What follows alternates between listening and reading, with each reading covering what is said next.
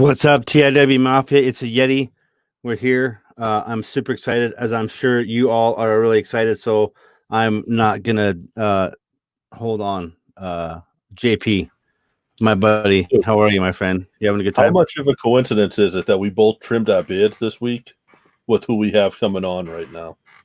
I know, like, dude, he's got some serious beard game. Like the COVID's done him right? That's it. Beard game and arms. He's all beard and arms. The meat man. The meat man. Dude, John dude, Silver. It's been a struggle. Like, let's get him in here. Yeah, let's bring him in. Let's not leave him waiting. What's going on, John? How are you? At Silver #1 on Twitter, Mr. John Silver. How are you, dude? I'm all right. I just got back from a bike ride and exhausted. But besides that, I'm doing good. Leg day, I guess, huh? Not even. It was just like I lifted earlier and then I did 100 and then like fuck, I should go for a bike ride. Yes. So, back in, and how? Like, at what point did you just know your arms were going to be humongous? Because that's the first thing you see when you see John Silver in a match. And then so the first thing you see is the arms, and the first thing you hear is the kicks. Oh, dude. I think ninth grade at one point, I remember being always in shape and like athletic and shit. But I remember like I think it was in like art class in ninth grade, and like I was just flexing, and people like, "Oh shit, your arm's really big," and then everyone walked over and looked at my arms in ninth grade. Like, how do you arms? So I guess that was the first people started. Were you already trained? Was it already preparation that time for this career? Like, did you know this is what you were going to do? Ninth grade is when I was school wrestling.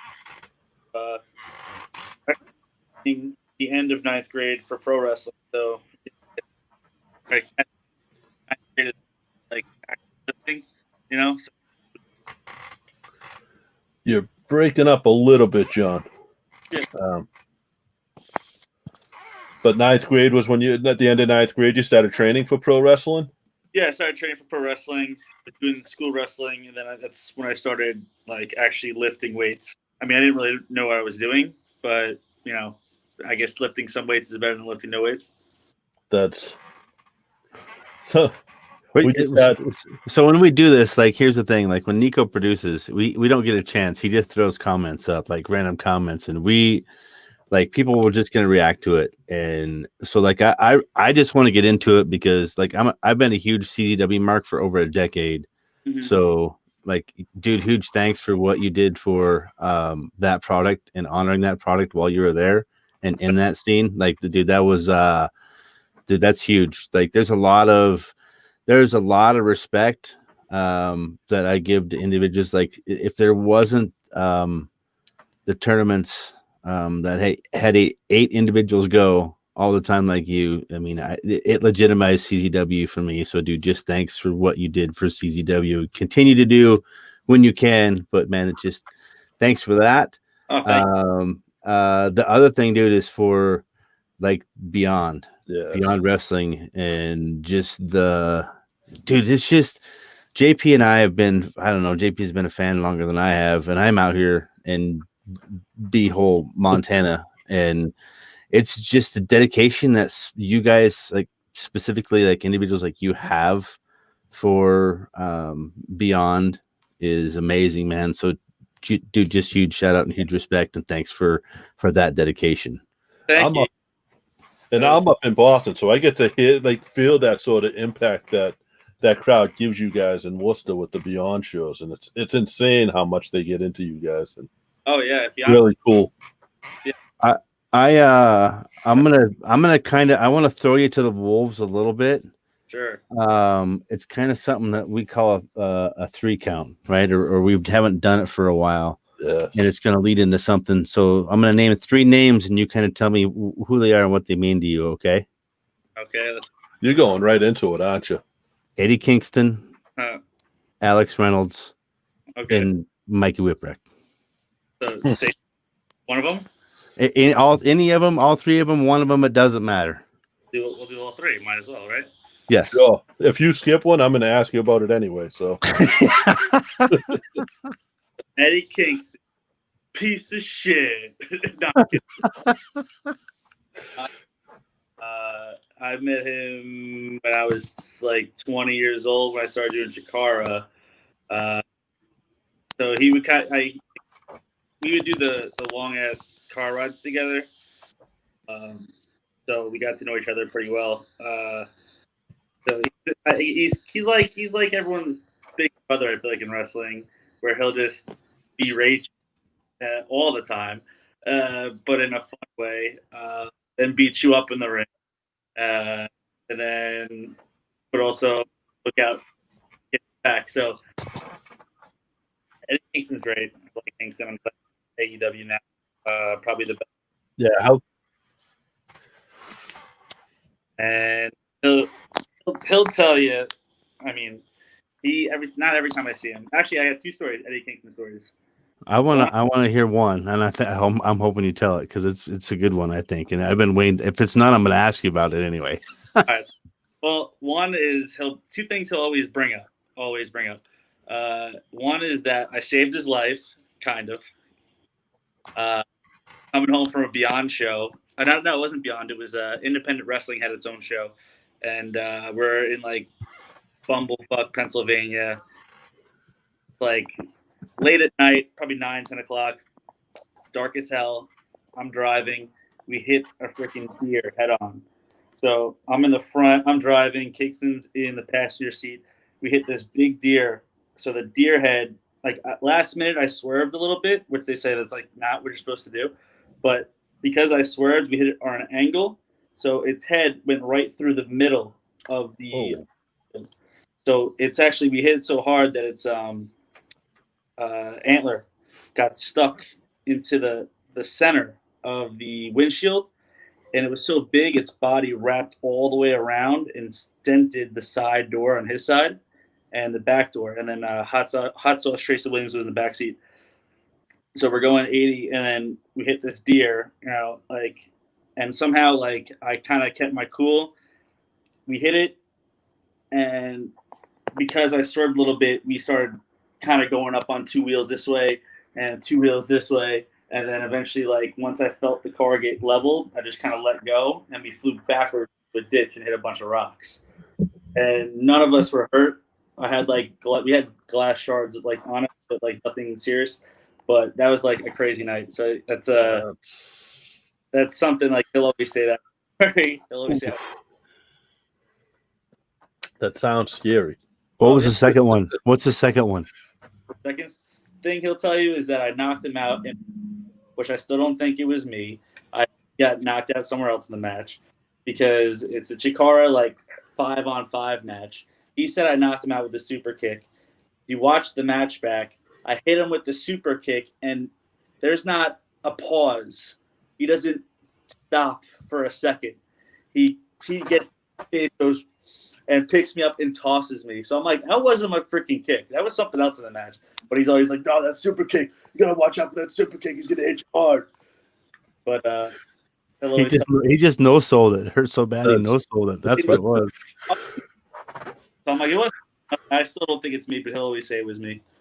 Was he, before you go into Alex Reynolds and Mikey Whipwreck, the other two, the question I want to ask, and I am getting right into it, JP, is was that I don't know if you can talk about it or not on the Beyond show, was that a shoot or work when he was looking at the camera and talking about you specifically, looking down? When he basically was you're here, you're doing this, you're better than what you've been doing. And at what point was that between the SmackDown debut and the decision to go to AEW? Where was that conversation? I don't want no conversation, but where was that in the? I'm trying to finish the timeline so I can understand the process to what makes John Silver and the Beaver Boys where they're at now. Well, I don't remember the timeline of when he did the promo. I remember Eddie just says what he wants to say, so you can't. Yes, he does. Not much. Hey, Eddie, you got to say this, so that's why I don't think if he was in WWE, he probably wouldn't reach his potential. I think AEW he'll do a lot better because he can kind of say what he wants to say, and that's how he just rolls. But yeah, I remember the timeline. I have a bad memory with a lot of stuff, so I remember. I don't remember exactly what he said, and I don't remember when exactly it was. Yeah, we were trying to remember before the show too, because I know I'm up in Boston. I know I was there at that show. I just can't. I couldn't place when it was either. Yeah, we're good. So leading into that, and the one I left out was to lead into was NWYC with Mickey Whipwreck. Like, what, he was never really officially trained, right? But yet he trained you, and you. I mean, how does that? Am I wrong in this? Correct me if I'm wrong in this. When I'm looking at who trained, he wasn't officially trained until he got into ECW, right? And then once he started, that's when his training really started. I mean, his real training. Yeah, so I don't know. I know, like, when he was started, he was like backyard wrestling, and he got noticed and got, basically thrown on shows. I don't know if he eventually ever went to some official training, so I can't like say anything on that. I think he did eventually. I could be wrong though, so I don't want to like. Yeah, I got you. Yeah, but we're not gonna nail you down.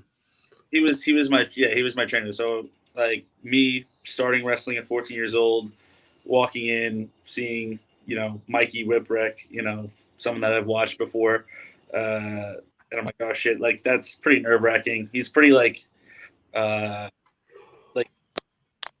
wouldn't say scary is the right word when you're trying to like. He's got like a certain aura. You don't want anything wrong. You don't want to say the wrong. You don't want to do or he sometimes certain people piss them off, but nothing anything too serious where it's like this is a bad place to be. It was actually I thought he was like an amazing trainer, and he trained so many like awesome wrestlers that you see nowadays. But like he was like I just was nervous, especially as a 14-year-old kid walking, seeing this guy, former ECW champion. It's like, all right, this we're doing it. Duds. Now, how long did you stay with them for, with NYWC, before you started like getting on shows? Actually, we still got to get into Alex Reynolds too. I'll make Alex quick. Everyone knows me and Alex. So, but I started at 14. I don't think you're legally allowed to be on shows until you're 18, but I was on shows 16. So it wasn't a full 2 years because I was like when I started training, it was like. It was like my birthday in like 2 months. So, but it was 14 when I started, 16 when I had my first match. So it was like a year and a half, I think, since I had my first match. An evening with Evelyn? Is that right? Is that your first? Was that the event? Oh, it might be, yeah, because it was like a charity show, I think. So I think it was for like a baby, and the baby's name maybe Evelyn, I guess. So I guess it was like something like that, but I guess I didn't even remember it, but that must be it. Like Rain Man over here. I'm going deep. I'm sorry. Now, how did you and Alex come about as a tag team? How did so Alex started training, I think like 2 weeks before I started, so we were right around the same point. In our wrestling careers. Eventually, so he was like automatic heel to start off, and I was automatic babyface. Like, so we actually wrestled a few times. I think eventually we just kind of, since he would also drive me home because I was 14, I didn't have a car or a license. So my mom would drop me off at training. Alex would drive me home every time. And then, so he actually, we kind of talk obviously all the time, talked about training. Eventually we did like a show. I think the first show we tagged together was like at a fat camp, actually. Nice. I think really? it was rather that or the WWE referee Bandito, or actually that's his old wrestling name. Eddie, what's his real name? I don't know, the blowout boy though, right? No, that was That's Dan Echoes. That's what you're thinking of. No. I know that was Robbie E, but I think up here with Chaotic, Danito did like almost a Robbie E gimmick. No, it was Dan Echoes. There was Rob Echoes. There was Dan Echoes. They would tag together. I wrestled Dan. Oh, okay. That's awesome. And then there was Bendito, but I forgot his real name is Eddie. He's a ref for WWE now, but he had a show, like a very small time show in Pennsylvania that we did, and then me and Alex tagged there, and we called ourselves the Slop Hunters, which was like a inside joke because actually Dan, because he was a weirdo. So Dan Echoes hit me up once on Facebook, and we made a joke about this. He's just like, "Hey man, what's up?" I'm like, "Nothing. What's going on?" He's like, "Not much. You get any slops lately?" I'm like, "What?" I like sloppy girls. I'm like, yeah. He's like, "Oh, cool, man." And that was the conversation.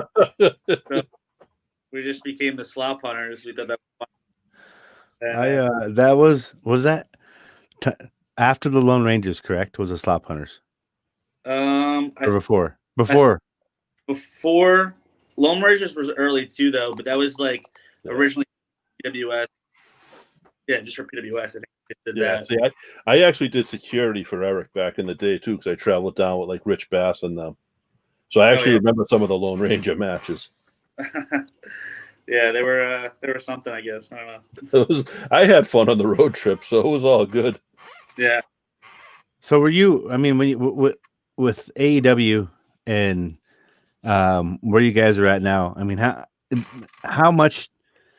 There's a lot of Beyond in AEW. I mean, it's all over the place. It's stamped everywhere. Yeah. That screams everything that is AEW. Like, can you speak on how just important it is to be able to perform at that level, not only just like the Beyond level, but even the smaller shows, and what it takes to get to where you're at now? Because a lot of individuals and people that watch or listen to our podcast are workers or are in the business, because we're fortunate enough to get individuals like you that pass on the information, share amazing stories, and kind of allow us into that. But is there a way you can speak to just that in a way? Yeah, I mean, you just kind of like you gotta, if you're a worker or a wrestler, you gotta like get to the place that gets you noticed, rather it be through social media. Like, some people are good at social media, and that's how they get noticed and recognized. Some people are just good workers, that's how they get recognized. Some people are they're good, but they also know this guy, know that guy, can talk to this guy, so that's how they get. I mean, you just gotta figure out what it is. Also, you gotta figure out, if you're, I've changed like my gimmick, my personality, I guess, multiple times until something started to stick here. This was kind of working, not really. Let me change it a little bit. So, like, you just got to get to the right places. You got to talk to the right people, be nice to the right people. You got to be a decent person. You got to be good in the ring. You got to be presentable. A lot of people aren't willing to put in all the work. They're rather really willing to put in that work, that wrestling thing that everyone likes to do, but they won't go to the gym. They won't work on promos, and they are a dickhead. So it's like, why? Then they get salty when they don't get booked places. So it's like, well, you're not doing one of the do to be recognized, Right. You got to figure out what the loose connection is. Yeah. So it's you got to work hard at everything. For me, my weakest thing, I was not very good at social media. I'm still finally building up followers. That's just my thing. I don't know. But good at wrestling. I had a lot of friends in the business. I traveled. I worked my ass off, killing myself in the gym. Started to eventually get a little kind of okay at promos, but so it just, I don't know, like, to get to the right places, you gotta try. You gotta try really hard. Now, I got a question from the chat room. Well, not from the chat room, but from Facebook, actually. This is how old you are, JP. You're still in Yahoo's chat room. From David Woodland, who's been listening to us forever.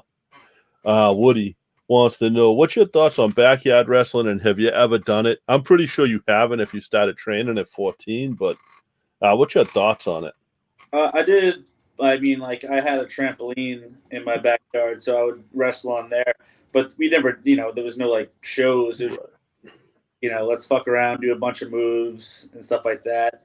I did a little bit of backyard wrestling because, like, before I started training, like, the very beginning of the grade, there was a kid that had a trampoline in his backyard, like, wrestling. 2 other kids that I knew were like, oh, you got to come check it out. So we made like music videos of us wrestling.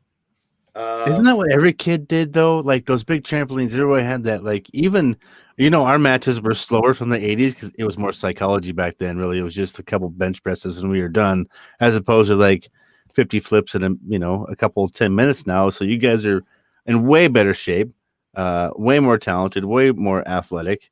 But I mean, isn't that just is it gymnastics, athleticism, and like 14? When did you know? Like, what were you watching? Who inspired you? What did you see? Like, did you ECW had to play a big part of this at some point in time, especially being in New York, right? For me, no, just because eventually, like, I got into it where I bought the ball, and then I was like, okay, let me get more into this. But growing up, like, I never knew what channel ECW was on. Like, obviously the internet was there, but it wasn't like, let me just look up every single question. I didn't have a smartphone. So I just didn't know how to watch ECW. Didn't know when it was on, what channel, or how to So I just never really went to it. I knew about it. I just didn't really look into it too much.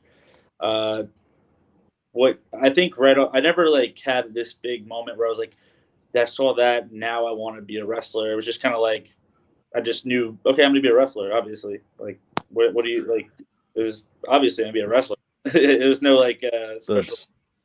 But, like, I guess once it started to kind of, like early on, my favorites were, like, Stone Cold, obviously, The Undertaker. Then I started to, like, change it to, like, Jeff Hardy. Then it started to change into, like, Jericho and Kurt Angle and Benoit, and then even like Shawn Michaels a little bit too. So like you're like that. You're at that even that more golden age of wrestling than we are. You caught the very end of some old stuff, the Attitude Era, all that. Like you've lived it or been in it almost the entire time. Yeah. Who would you say inspired your style the most? Like your like, who inspired you in what you want to be in the ring? I think I don't know if I have like someone like early on. I had a lot of I did a lot of things similar to Kurt Angle, and then when I was training, like some of the people did the Angle because I would like kind of wrestle like him. I did the amateur wrestling. And I think like just watching a bunch of stuff now is like really inspired me. I think like a lot of like I watch a lot of obviously stuff like Angle and Benoit and stuff like that. So they inspire me, but also like just that he is now very popular inspired me too. Where I'm like, okay, well, what's some of the stuff that they do that's realistic and looks good that I can kind of make into like a pro wrestling version of that. But then I also have like little hints of like, the flash I do. But for the most part, I'm kind of like a hard hitting. Yeah, you're what I call like a believable, because you look like you can beat someone up, and when you go out there, like your kicks, they must hate your kicks. I always ask people like how are the kicks, and they always will give it. You never want to look like no. So no. Unless you're like they're my good friends, they're usually like, oh yeah, they're fine, they're good. And then but when people like are my good friends, they fucking suck. Like but as long as they're safe, that's then I'm good. we had an old bald guy in the on Facebook saying he loves this guy, glad to see him get signed. Ref Quinn. Oh yeah, man. Love you, Kevin. It's a good dude. Good dude. Kevin's awesome. What so some of the questions I kind of want to get to is like the TNA gut check stuff. Oh yeah. What was like? What was that experience like for you? It was weird. I felt like I did the I was young. I wasn't. I think I thought I was better than I was back then, but I almost felt like they weren't paying attention. You know, hey, it's less of a tryout, more of a seminar. You know. Yeah, and it regardless, it puts you out there, and they see you, and now they know who you are. Or if they knew who you are, now they can't deny they know who you are. Well, yeah. Hey, when did I do the gut check? I did it the gut check was the tryout thing, right? Yeah. Yep. Yeah. The impact. Yeah, I did. Wait, how did you even know I did that?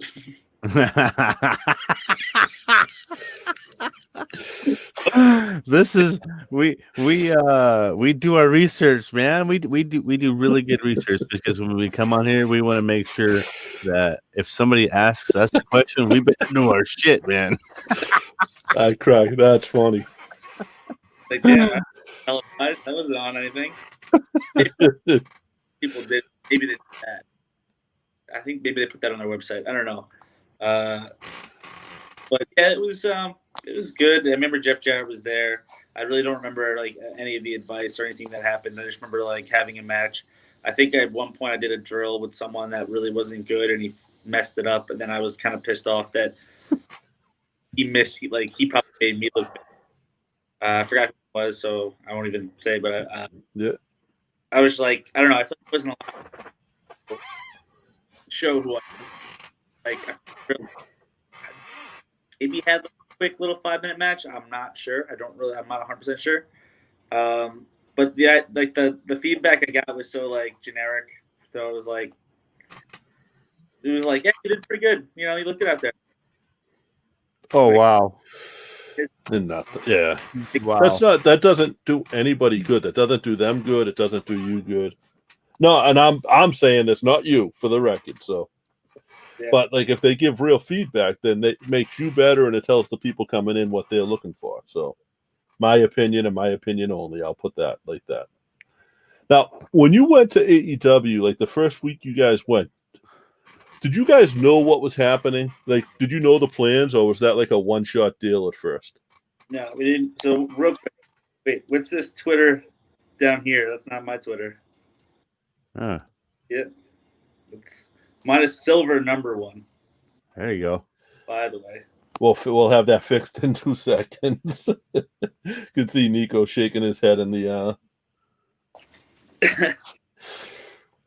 But so yeah, we didn't know. So we got hit up. And they basically said, "Hey, we want to bring you into AEW." So I mean, at least maybe they didn't word it that way. Maybe I just read it that way. I don't know. So it was like, "Oh my God, this is awesome! We're getting signed by AEW or broadcast."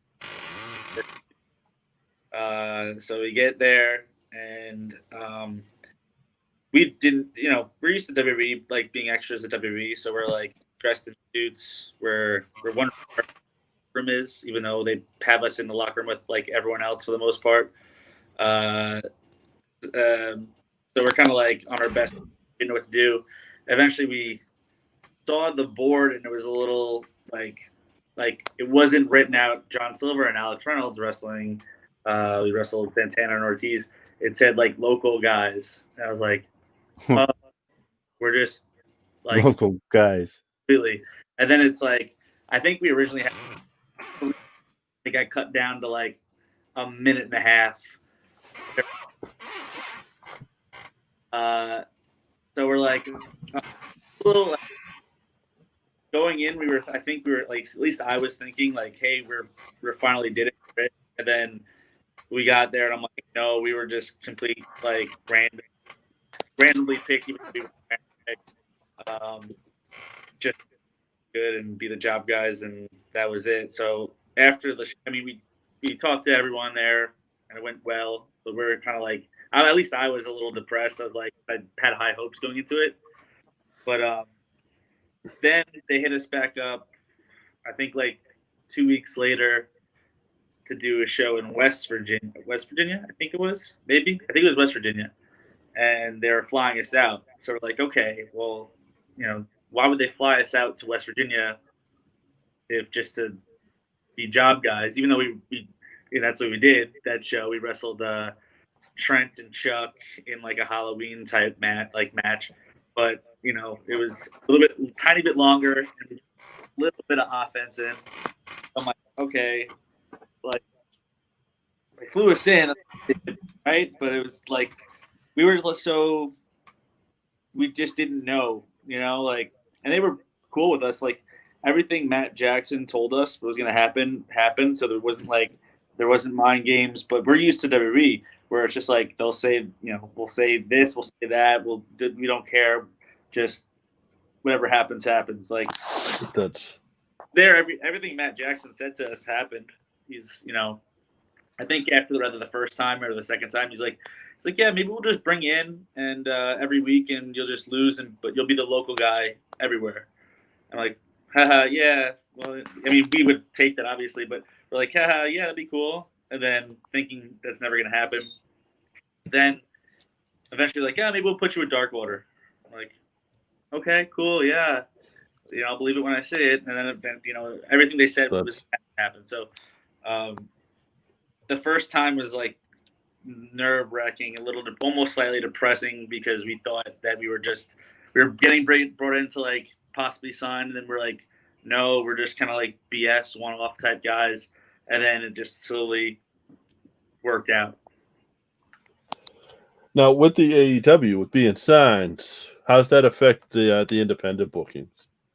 I think I'm still allowed. I know, like, the original contract, so it came out, Jericho put it on his podcast recently that we just signed. He said contracts, but we had contracts. This is like our full-time deal. So we just signed the actual full-time deal. So I know beforehand we were allowed to do whatever shows as possible, like any shows we wanted, besides, unless it, messed with the AEW booking, or if it was like, I think anything that's televised, we weren't allowed to do. Now I think we still could do whatever we want besides televised bookings, but I'm not 100% sure. I know Janela's still doing shows, and so does Orange Cassidy, so I'd imagine we are too. But I'm not 100% sure. How cool is it? Because like that's a couple of guys that you've been doing shows. You just named two guys that I know for a fact you've been doing shows with for probably your whole career or their whole career. How cool is it to kind of come up at the same time? Oh no, it's awesome. That's why, like, even when we were doing those first shows, I was like, it felt like, didn't feel like WWE where it's like, oh, there's Orton, Undertaker, and these guys. It's like, oh, there's a locker room with all my friends. Like, you could have just played softball with some of them on Sunday or whatever. You know what I mean? I've been at that guy's couch. Like, I traveled on the road with him. I wrestled him in over here. So it was like, it was good. I'm happy. Even now with the Dark Order and like Brody Lee's been around, obviously, like Chikara and that type of stuff with you. So like that's just does it make it more comfortable? Well, with Brody, his last show there was our first show there, so we didn't really know him very well at all. Oh, okay. But when he came in, we just kind of got along right away. And even like Uno and Stu, we've known them, but we weren't good buddies with them, But obviously, like, since we started doing this, we became all very tight, or a lot good friends now. So yeah, I'm happy to be with those guys and working with them. Do you think that AEW is there's more and more of the trios type action going on? Do you see, and I'm spitballing here, like, do you ever see that there's a chance where you get like a Chikara, like you had mentioned before, where, I mean, you've got to have actual physical possession of 3 of these before you can cash in for a title shot? Do you ever see like the trios coming part of AEW, which is a huge part of for me, why I watch independent wrestling and why I watch like tag team wrestling as well. But do you see that being more and more a part of AEW? Is that, I personally, I'm seeing a lot of groups of three. Is that something you think can benefit? Especially you guys having that kind of in your back pocket and being able to bring that to a bigger television audience. Like a trios like championship? Yeah. Yep. I think it's possible. I think Kenny mentioned something about that like a while ago, but I think that's not like the main focus right now. So I don't know. It could happen, but I don't know if it's going to happen anytime soon. No one's ever said anything to me about it. So, but I think it's definitely a possibility. We have a lot of groups, a lot of tag teams, a lot of people that could be in that trios division, but I'm not sure. Maybe one day. Do you dig the mask? Do you dig being able to put the mask on? Do you like it? Not really. They're a little harder to use. Mine's a little tough too because I need to have the beard out. But the one that I got made, it's like a Velcro thing, so it's hard. It doesn't always stay on too well. So I gotta maybe try to get someone to maybe fix it. Maybe put up like some kind of like button that will stay a little better, or just get a new mask. But it's isn't it funny? Like there isn't just like this mask manual that every luchador just says, "Oh, look, it's a young man that wants to wear a mask. Here, I've learned this. Don't do this with your mask. Just make it like this." They just like you all have to suffer through all of it to find the right mask, right? That's kind of what it is. Yeah, my original like Chikara mask was the worst by far because when I wrestled with Chikara, it was like basically just like a full sock, so it wasn't like the tie in the back. It was just you put it over your head, and also the eyes were covered, the mouth was covered, so obviously hard to breathe. And then for seeing, I don't know why they did this the first mask. It's cool. It's fine that the eyes were covered, but what they did, they had like mesh, like they did like a little mesh thing over it. So they did they did a layer of pink on the outside, then a layer of black, and then another layer of pink. So if it's too dark, you only see the black. You see just dark. That's it. You don't see anything. If it's too light, you see just a lot of pink. So it was like impossible to see. I had to get a new one made like very quickly because like our first debut with that mask, I remember like walking around like that couldn't see anything. It was bad. Does one of the Beaver Boys really mind seeing a lot of pink? Wait, what? Does one of the Beaver Boys really mind seeing a lot of pink? When I'm wrestling, it's not. Sorry, I had to go there. Hey, flipping that though, which you've went toe to toe with a lot of tough women in the ring, man. You have like, can you name? Is there like a tough one like that comes to mind that you're like, yeah, she's tough, like she can go? Is there one like you have in mind that you know is like, or two? I don't know, whatever. I feel like there's a lot of tough ones. I don't remember like too much of me having to go to light with some. There's some people I'm trying not to break them in half, but there's right. some that hit me. Like, let's freaking go. I'm really tight with her, so I would have hit her hard regardless. But Statlander, I always had good matches with her, and I always like beating her up, so that's fun. Yeah, you're going to be a little harder on someone that you're close with, right? Oh yeah, that's just how it is. You beat your friends up. Yeah. But oh yeah, there's a lot of tough. One girl I wouldn't mind even getting to AEW with Layla Hirsch. Oh, that match that you guys had Beyond was like you guys beat the shit out of each other. You guys just laid on each other, just beat the shit out of each other. Intergender matches aren't my thing. Like it doesn't do it for me. But you guys, that was such a good match. You guys were such a good, that was such a good pairing, and you forgot that it was an intergender match, which is kind of what you have to do to get my attention on them. Yes, she's. I like the way she wrestles because other girls don't wrestle like her. She does like super stuff, amateur wrestling, which I think she did like the school amateur wrestling in high school. So it's no other girl really does that. So that I can think of, maybe off the top of my head. Maybe there are others, but so she has a different style and she's agile. So I think she's really good.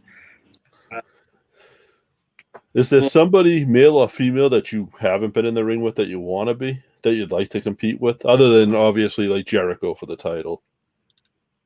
Yeah, I mean, I never wrestled Kenny before. That's someone I've always wanted to wrestle.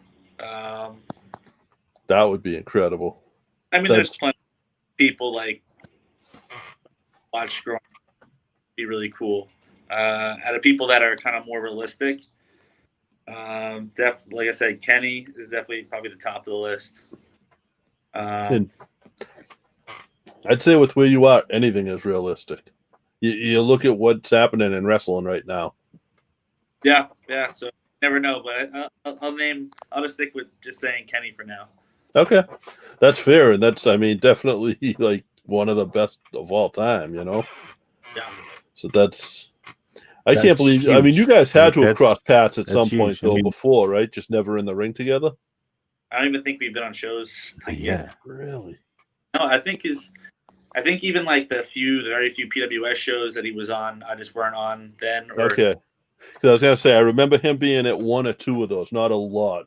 Yeah, I was in and out of that company, but and then the PWG shows I did, he wasn't there. So yeah. That's now. What's it like wrestling now? What's it like with the little, the fans are basically your co-workers, if you will. Yeah. How's that different than like normally with regular fans? Well, the AEW crowd is awesome. Like, we have the best crowd. Like, they go nuts pretty much all the time. I don't remember there being a show where I'm like, oh, crowd's kind of dead tonight. So this is like, I'm used to doing shows. I mean, I've done the indies for how long now? Like, right. Or you're wrestling in front of a small crowd. They're not making a crowd that doesn't make it's right.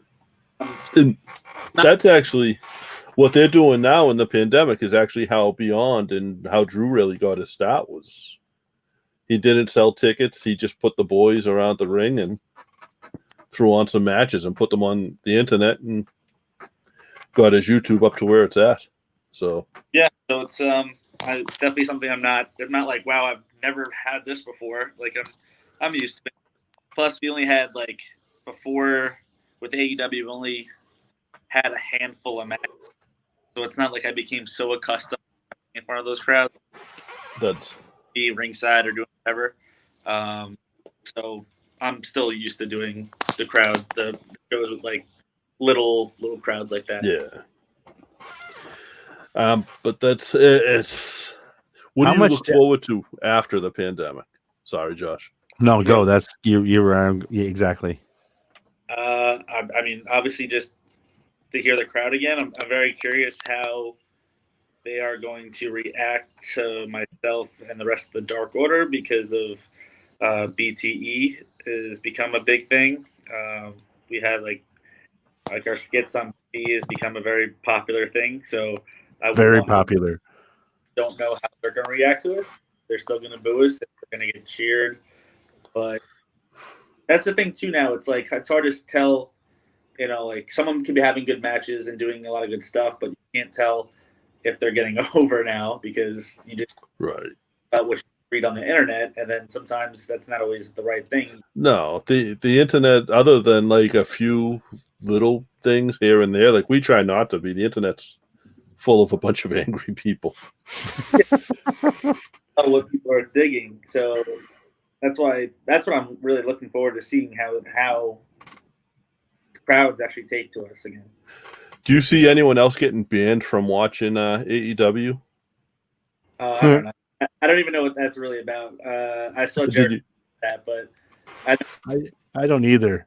I just like literally like before we got on here, I'm like, what? I guess Cornette did what Cornette does, and he critiqued Jericho's match with Orange Cassidy because we know how much he loves Orange Cassidy. Yeah. It was the debate that he critiqued, and he said like the pyro was the most entertaining thing. So Jericho, I think, suspended Cornette for 30 days from watching.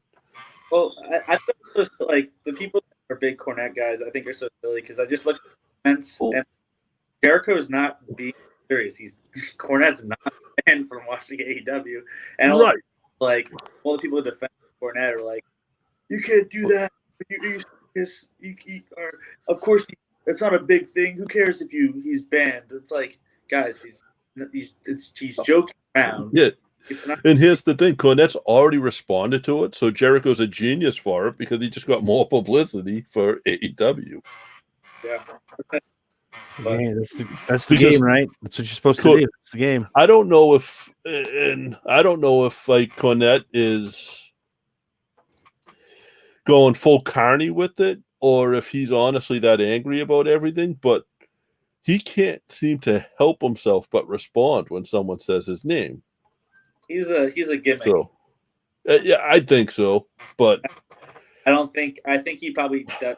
Sure, he doesn't like AEW and a lot of the people there, but he's a gimmick because if some which people have, like, oh, we're working the fan, brother. Like, no, you just don't want me to kick your. I grew up getting into fist fights. I grew up, you know what I mean? Like, it happened. I grew up in the city, so I like your style of wrestling. That's why I said earlier, like, your style is really the real style of wrestling. Like, you hit people for a living. Yeah. I don't typically like the haha stuff, but I love Orange Cassidy, and I understand what Orange is fully capable of. Mm-hmm. But I love what he's doing right now. I think it's incredible, and it cracks me up every time. He's awesome. He's very good. So like the beginning of AEW, he could wrestle, and then he started to do stuff slowly, and people are like, oh, I think he can do some stuff. And then now, obviously, people are seeing that he can wrestle, but there's always going to be the people that just always, oh no, he's just comedy act, but he's not. He's really, really. But I think in about 10 years, when people realize it, they're going to realize what they missed out on in watching his matches. Oh yeah, definitely. You know, but have you been in the ring with him? Yeah, a lot of times. As with like the whole with what he's doing now, I guess. Yeah, we wrestled probably like at least 4 or 5 times on the indies, I'd say. That has to be different. Because it's such a clash of styles. Different styles without saying anything. That is such a different clash of styles. Yeah, like you can't even compare the two. There's no way. But it has to be entertaining at the same point. Like that has to be just fun in the ring. Yeah, it's always a good time. You got to go. I wrestled them a few times in Beyond.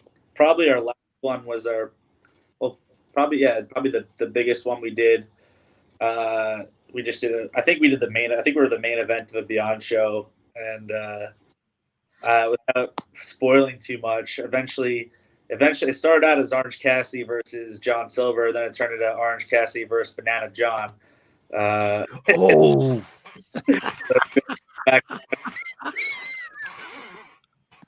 I forgot about that.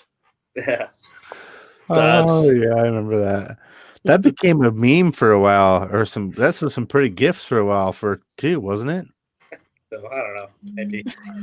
Have you done one match where not your favorite match necessarily, but maybe it is, but where you knew like you just had something special in there? I think certain people, you get in there and you're like, oh, everything's working right, like everything's everything's very smooth. You know what it is? It's more so because I've been in the ring with a lot of people that are really good. So everything that you went over, just if you all do it right, which is normal. Like if we both ran the spot the way we wanted to, but it's more so for me like beforehand. Like some people like it's just a nightmare to talk to them and go over stuff, and sometimes it's like I go up to people, we talk for 5 minutes, and we have like a 30-minute match ready to go. So walk and talk, right? You know, but walk and talk is the way to go. Yeah, I mean, when you can just kind of like when it's just like it's less stress on me, where it's just kind of getting. Of course, you're more going off the audience flow at that point, and if something doesn't work, you're not married to anything in there. So, I guess that's got to be probably the most frustrating part, I guess, on your end right now is you don't have that audience reaction. You don't get that sort of instant gratification as far as, is this over? Are we doing what we're supposed to be doing? Are we where's the gauge on this? Like, we don't have that instant gauge. We're like, oh, we're not getting it. Like, that's got to be tough in this COVID era to get that instant feedback a little bit, right? Yeah, you don't know, like, you want to try this or try that, but since there is no reaction, you don't know if it was good or not. So it's tough to tough to gauge what is good, what is working, what's not working. So that might be the hardest part about this whole thing. Josh, you seeing the time? Absolutely. We're coming up on an hour, John. So your Twitter, I know it flies by. In your Twitter, it's not the first one we put up. Oh. But Silver, the word number 1. Yeah. Just the one. But is that all of your social medias? Yeah, my Instagram. There it is. Silver number 1. There it is. The big man. That's the meat man. The Dark Order. Join the Dark Order. Yeah. Can you talk about the Dark Order? I mean, I didn't want to get too much into it. Like, is that something you can talk about? Like, we got a short amount of time. Is that something you can touch on? Like, as far as why people should join the Dark Order and how to do it? You got to go to the website, which I'm not sure if it's Join the Dark Order or joindarkorder.com, something like that. You'll figure it out. You'll check. Join Dark Order. Hashtag join Dark Order. Joindarkorder.com. I think that's what it is. But you fill it out. Maybe we'll get back to you. Who knows? Sometimes we don't. And if you're not dark enough, right? No, if you're not good enough, they're going to get back to you. Why would you even reply? If you're not good enough, why are they going to get back to you? Exactly. But yeah, it's I love the Dark Order. Even before we were doing the BTE stuff that people are getting into, a lot of criticism, and now it's like completely flipped. Which how weird is it for you to go from like from where that was at before to where it's at now on BTE? Like, is it just like it's like listening to somebody say the same thing to you in a different voice, but it's. I never understood like the early heavy criticism, because people are like, oh, it's a dumb gimmick, it's so stupid. I'm like, that's a cult. Like, that's like right. Real thing that happens in the world. Like, why they all love it when it happens in another company. Yeah, people are very, whatever. Yeah. So it's very hard. It's very weird that a lot of the people that are like completely shit on it fire these guys, and now are like, these guys are the best thing that ever happened. It's like, just calm down a little bit. Let stuff work out. Let's see what happens here. Let's relax. You don't have to say if you don't like one thing that happened, you don't have to say fire these guys or get rid of them. Maybe something is gonna happen that's gonna make it better. I don't know, but it is weird that it did like a 180 like that, which is good, obviously. That's not like wrestling fans at all. Yeah, I know, right? But, again, my opinion, not his, mine alone. I always liked the gimmick, though. That's why I didn't understand the criticism, because I'm like, this is something that could be real. This is a cult. Like, where a lot of people are joining the thing, and like right off the bat, people wanted us to die. It's like, yeah, and I enjoyed it from the beginning too, because like I liked Player Uno and Player Dos, like, you know what I mean? Like, I go back watching those guys, so to see them doing that and like be current and have something new going on was really cool. And just for the record, there were people that were like that on Twitter that were harassing people just like Masked Man 1, 2, like 1 through 10. Like after you guys remember that, JP? Like it was almost at the same time you guys had done that. So it's we had one person with about 20 Twitter accounts attacking us at one point. I'm 6'8", 400 pounds. I can handle myself. I'm fat, but I can handle myself. Come on, like what the fuck?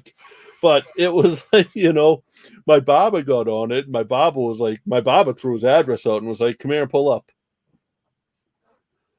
But yeah, it's if they don't like the one thing you do, they want to cancel you. You're dead, and they're gonna do everything they can to campaign against you. So it's a little extreme, but I don't respond to anything like that. So, the worst thing. Did that take some training to not kind of respond to the negativity, or have you just always kind of been able to like ignore that type of thing, knowing that there's for every negative comment there's probably 100 positive? So yeah, it's what you just kind of see or read, like you see the negative ones or you remember the negative ones more than you remember just because it's like, oh, criticism bad, like even when sometimes I'll look at random BTE stuff. And like I'd be getting like a lot of people are really into what we're doing, and then there's one person that's like John Silver blows. I'm like, oh, come on. But no, you've worked your ass off to get to where you're at, man, and you're damn good. Like I said, I mean, I saw some of those Lone Ranger matches back in PWS, so. Oh Lord. I remember the beginning. It wasn't all that bad. I don't remember. Put it this way. I don't remember them being bad matches, but it was a long time ago. Our first one was bad, and that was the first time I was on Botchamania. Is that right? Yeah. Botchamania 200. I don't remember. I don't. You say that with almost a little bit of pride, but disdain at the same time. Yeah. I was drinking at most of those shows too, so for what that's worth. It was a Botchamania where I was the botch, but it wasn't my fault because the dude kicked out of our finish. So I was like, what the hell do I do now? So I didn't know what to do. So go to the top rope. So I went to the top rope. I didn't have any really moves off the top rope. So I'm like, I've always wanted to do like a double knees off the top rope. So I tried it and I jumped too far and I missed them and like my feet clipped them and I held them down. I'm like, just stay down. And then I pinned them and then I was angry. You pinned him with your pinky toe? And then I was angry. Yeah. I like that. But that's perfect. I have nothing else for you, John, man. We're right at an hour, so. Yeah, man. We really appreciate you taking the time to hang out with us. And, man, I just, again, much respect for what you're doing, where you're at, and how you've got there the real way. The real way. Yes. Tell us about, like, if you have Pro Wrestling Tees and your Twitter again, please. Oh, yeah. Twitter is @silver1. There it is. Right there. And I have Pro Wrestling Tees, and it's under the Beaver Boys. And we have some of my shirts, Alex shirts, and then Beaver Boy shirts, or John Silver and Alex Arnold shirts, whatever. So even a new Dark Order shirt we have on there it's the recruitment shirt that we have. So a few things. Yeah. And then join darkorder.com. Stop losing and start winning. Hell yeah. There it is. Guys, you can go on and join yourself. Join us. Link right on the top of there. So fill out the path. Your path to enlightenment begins here. So you guys can join the Dark Order with John and that's cool. I didn't know about the website, to be honest with you. So I did. It's okay, JP. Of course you did. You just pulled his first match out of your ass. And JP, what do I do in Montana for a living? He has no pro wrestling. Watch wrestling, so shut your mouth. He has no pro wrestling in Montana. Probably not, right? There's nothing. Yeah. He has to watch everything online. And I'm spoiled up here in Boston with everything. But I watch it all. So. John, man, I appreciate it. Again, We're gonna get out of here. Stick with us. Again, thanks for the time you got, and man, we just appreciate you. Awesome. Thanks. Thank you, John.